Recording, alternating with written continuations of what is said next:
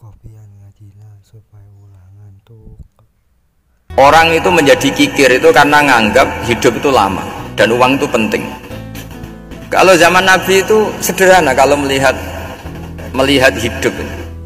Pernah suatu saat Nabi itu punya jatah makan karena Nabi itu hidupnya juga pas-pasan. Jadi Nabi itu unik. Beliau di satu sisi kaya raya, bisa ngurmat Abu Hurairah, Ammar, Suhaib. Ashabu Sufa itu dirawat Nabi semua. Itu kan kaya, bisa ngerawat sekian orang. Tapi di sisi yang lain untuk pribadinya beliau miskin. Kadang nggak bisa makan hari itu.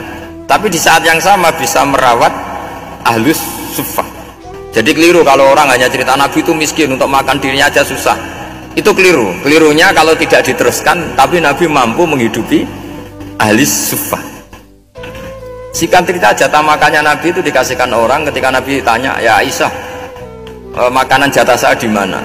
Oh ya Rasulullah, tadi ada orang minta tak kasihkan, maka makanan itu habis. Apa kata Nabi? Kamu salah Aisyah. Yang kamu kasihkan itu justru yang masih.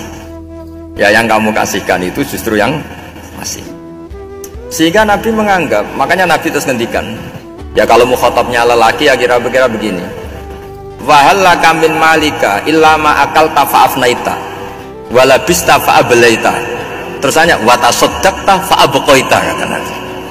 Harta kamu ya kamu makan kemudian ke WC jadi kotoran, atau punya pakaian mewah nanti rusak. Wa tasaddaqta fa'abqaita. Ada yang kamu sedekahkan yaitu yang abadi sampai akhir. Sehingga banyak pengusaha yang mencintai saya setelah tak ajari hadis itu. Misalnya punya uang 1 miliar karena dia spekulan atau pedagang rawan bangkrut, disedekahkan ke masjid 50 juta, yaitu yang abadi. Jadi kalau suatu saat bangkrut, dia masih punya uang 50 juta di akhirat. Jadi Nabi itu mengajari sedekah itu apa? Ya sedekah itu pengabadian uang. Kalau kita kan enggak, bilang sedekah itu nguras uang. Itu pikirannya setan dan pikirannya orang Islam. Itu cara berpikir setan, bukan cara berpikir umat apa? Sehingga Sayyid Ali Zainal Abidin itu kalau ada orang minta kemudian beliau ngasih, itu beliau bilang gini, marhaban biman hamala zadi ilal akhirah. Matur nuwun nggih jenengan sing beto sangu kula nada. Jadi dianggap teller saja. Orang yang minta uang beliau itu dianggap tukang nyatet bank ini.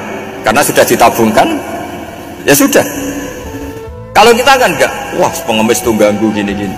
Kecuali pengemis profesi ya mungkin kita agak-agak enak. Pada zaman akhir itu ada pengemis apa? Profesi, jadi repot.